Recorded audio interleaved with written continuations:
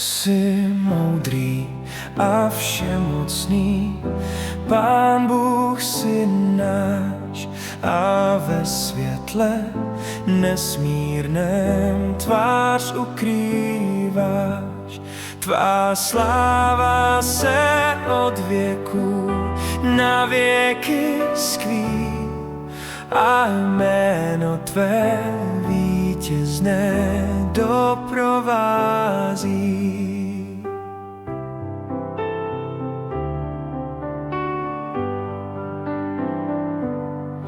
Tvé světlo se pokojně rozlévá v dál, si vládce a panovník, vesmíru král.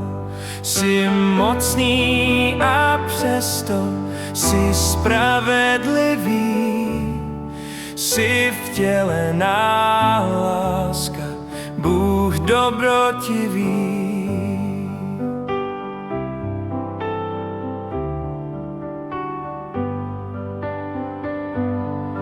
Ty jsi děti své životem obdaroval a celému stvoření dáváš ho dál.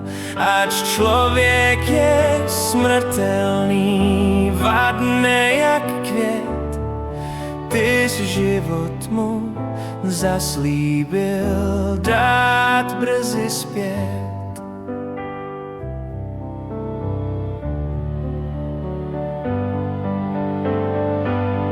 Jsi sláva a světlo, jsi nesmírná zář, i andělé před tebou skrývají tvář. A přesto my, hříšníci, chcem dík ti vzdát a jednou tě na věky oslavovat.